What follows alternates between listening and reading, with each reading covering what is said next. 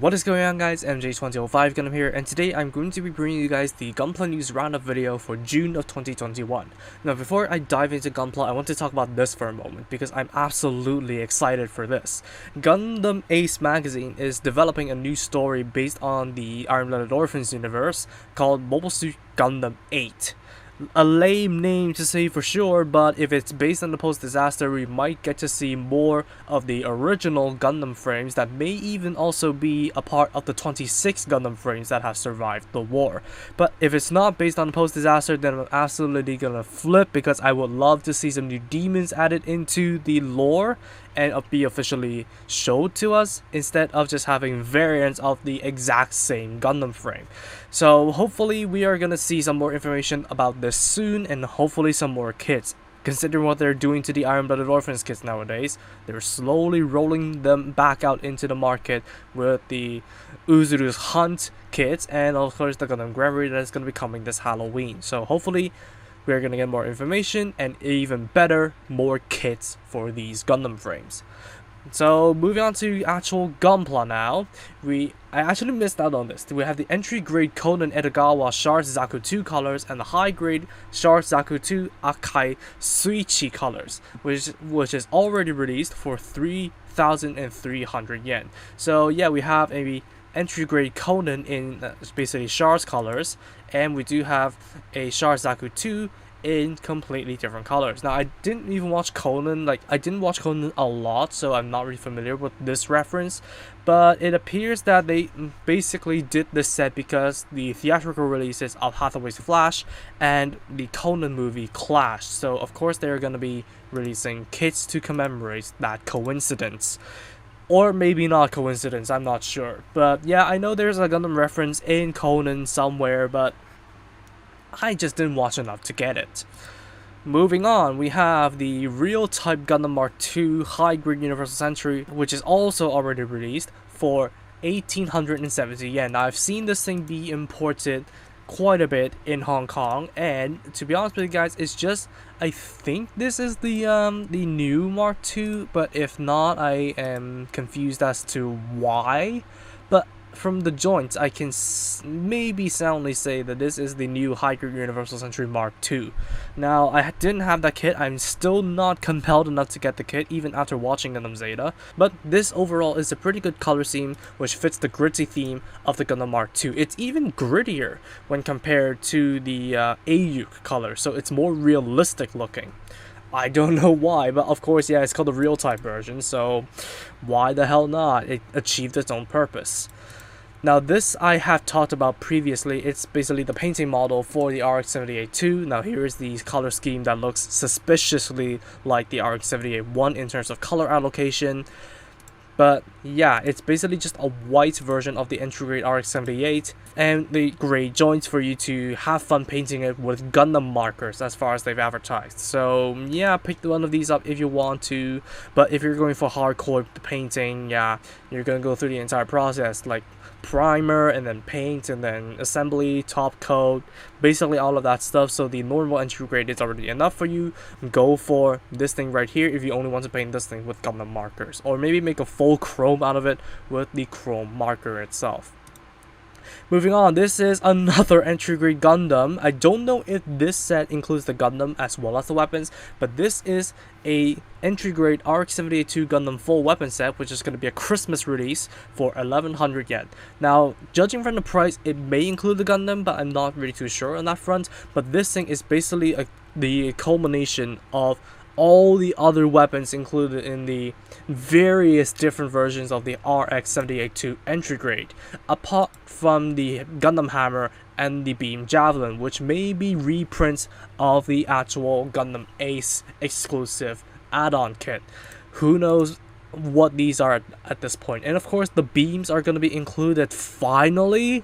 It took them, like, how long? 2 years for them to do this? But finally, they grew some balls to include beams into the entry grade Gundam, so props to them, I guess. And of course, here's the full arsenal over here. We have the beam rifle, the shield, the bazooka, which was only included in the Gundam Unit 3 entry grade, the half clear, half opaque version, which is a weird decision, but whatever. And of course, you have the beam javelin, the 2 beam sabers with the actual SP13 beams included, and you could get the Gundam hammer. Non-flexible, by the way, so posing limits are imposed. Moving on, I'm sorry to blind you guys with the non-dark theme, but we have the high-grade Zaku II. From last November, we finally have a release date for the normal type revived Zaku II. So yeah, judging from the time that I had with my friend's Char Zaku II while we were modifying it, it's actually a pretty good kit, to say the least. Even with the piping that may hinder articulation, this thing still has modern day standards. And of course, you do have the movable monolite and all that kind of good stuff that you expect a Zaku to have.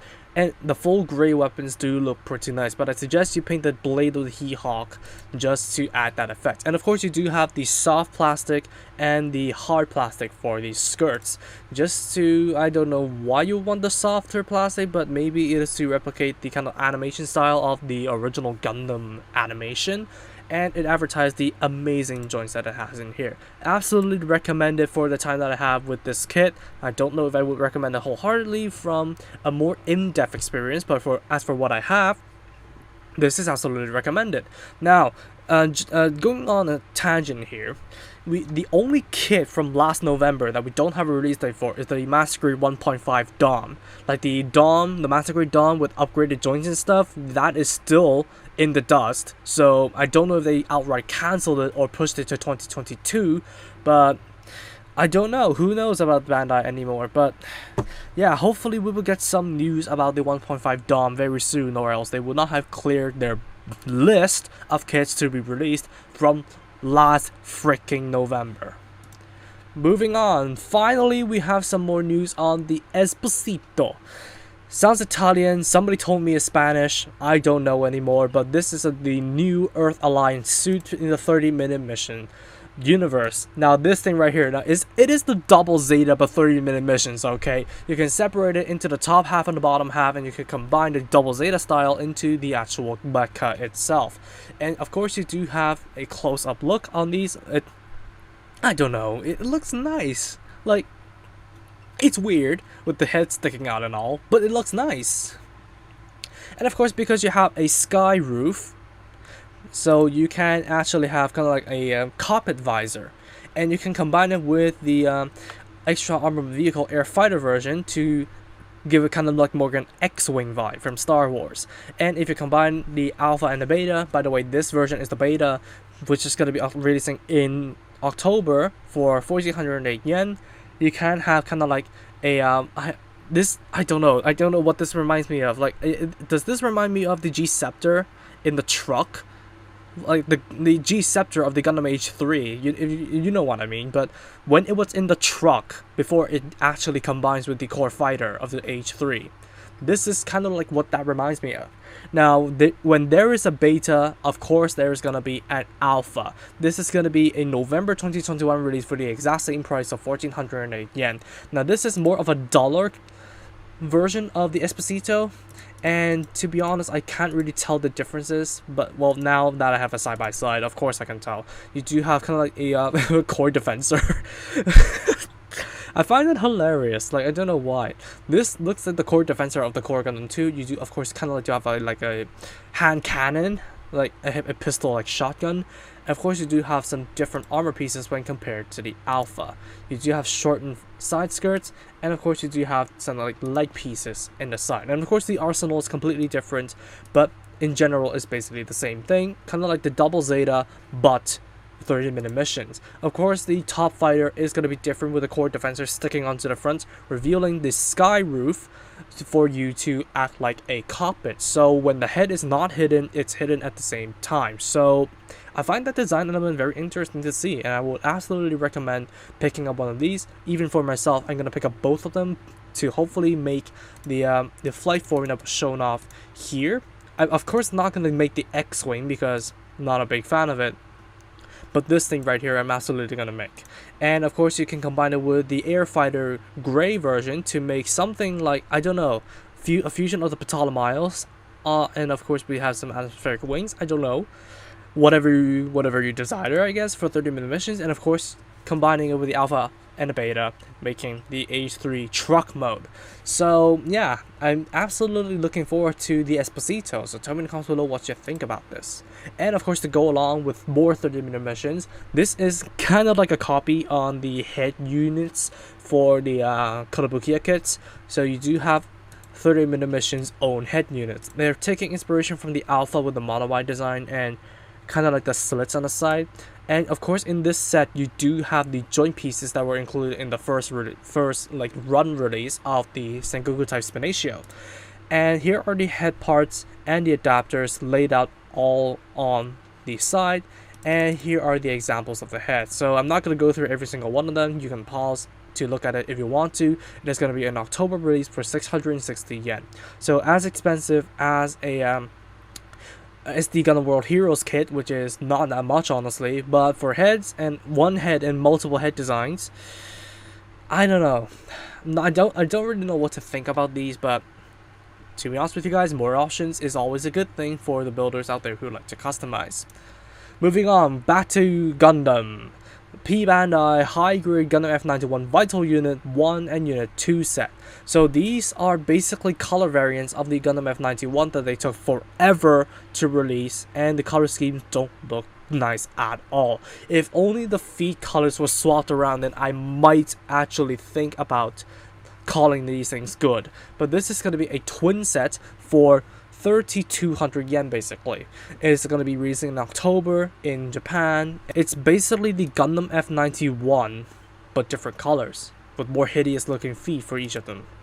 The beam rifles look a little bit different, and that's basically about it. So if you want some more Gundam F91s, if the normal version and the blue version is not enough, here you go. Moving on with some more F91 P-Bandais, we have a triple set for the Jegan F91 version. So we do have the decals that are water slides, thank god.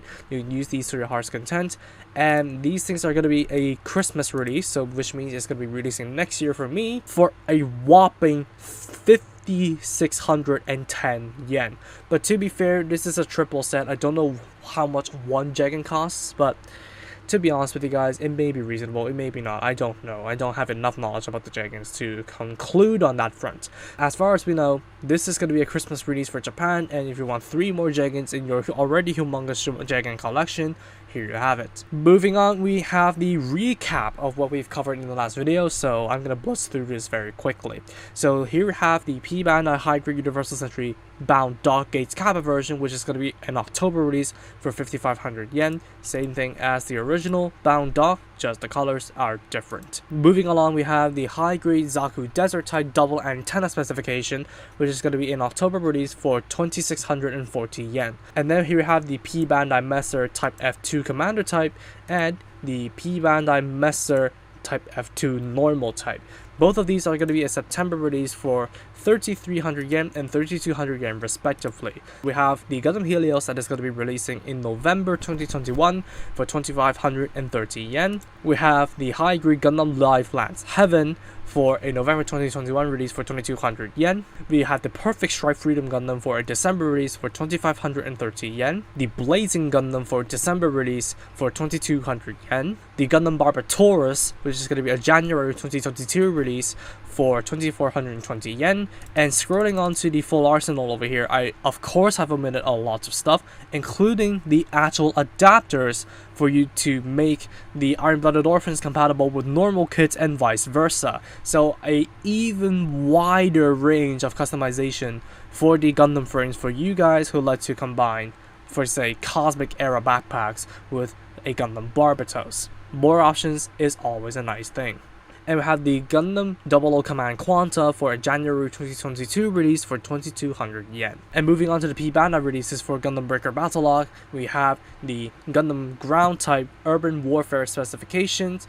Release date is still to be confirmed, but it is releasing at 1,980 yen. Moving on to the Goof Crimson Custom, which still doesn't have a release date yet, but it's also releasing for 1980 yen. The high-grade Gundam Astray Red Frame Inversion, which still has a to be decided release date, but it's also going to be released for 1980 yen. And then the Wing Gundam Sky Zero for an undecided release date for 1870 yen. And finally, the entry-grade Patriotic Gundam for an October release for $10 US.